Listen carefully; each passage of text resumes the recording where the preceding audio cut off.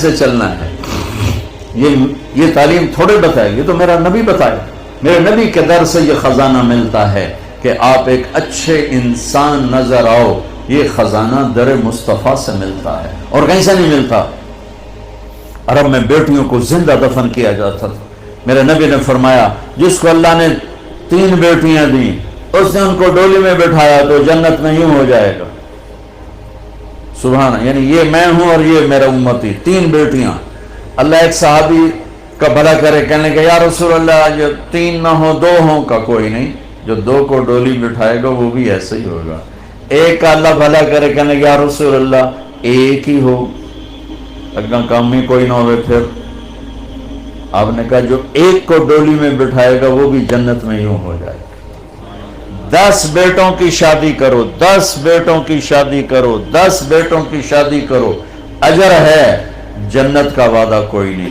1 بیٹی کو ڈولی میں بٹھا دو تو میرا نبی کہتا ہے جنت نہیں، یوں ہو جائے گا، یوں ہو جائے گا.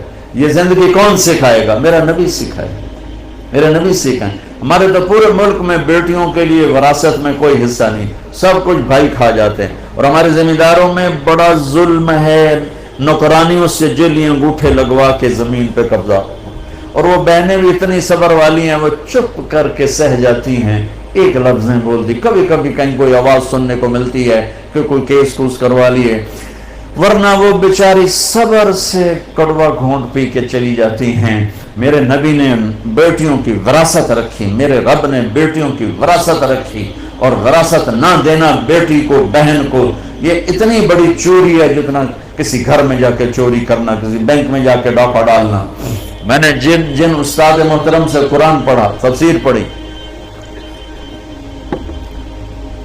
میں ان کے پاس شہد کی بوتل لے کر گیا.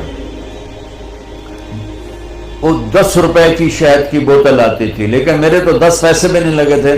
اپنا جو میرے آموں کا باغ تھا اسے اتروا کے لے گئے. کہا استاد جی آپ کے لیے شہد لایا ہوں. کہاں سے لائے ہو؟ میں نے کہا جی میرے اپنے باغ کا ہے. میرے والدین زندہ تھے اس وقت. میں نے کہا جی میرے اپنے باغ کا ہے. اب میرے استاد کا سوال سننا. فرمانے لگے تیرے باپ نے اپنی بہنوں کو زمین میں سے حصہ دیا تھا؟ یعنی جو میرے دادا کی زمین بنتی ہے اس میں میرے باپ اور بہنیں، اور میرے باپ اور ان کی بہنیں، یہ میری پھوپھیاں، اگر میرے باپ نے زمین میں سے حصہ دیا ہے تو یہ بوتل کا شہد حلال ہے، اور اگر نہیں دیا ہے تو یہ حرام ہے، میں نہیں لوں گا. یہ تھا سوال کا منشا. مجھ سے فرمانے لگے تیرے باپ نے اپنی بہنوں کو حصہ دیا تھا؟ میں نے کہا جی اللہ کا لاکھ لاکھ شکر ہے میرے باپ کی بہن ہی کوئی نہیں. شکر اس لیے میں نے کہا کہ ہوتی تو کوئی نہ دیتے، رواج نہیں تھا. کہنے کہ اچھا تیرے دادا نے اپنی بہنوں کو حصہ دیا تھا؟ میں کہا جو حضور میں حالی اسے جمعہ ہی کوئی نہ ہو. میں نے نہیں پتا دیتا ہے کہ نہیں دیتا. میرے جمن تو بعد دے سوال کرو، میرے جمن تو پہلے دے نہ کرو. یہ شریعت بیٹیوں کو یہ حق دیتی ہے، بہنوں کو یہ حق دیتی ہے.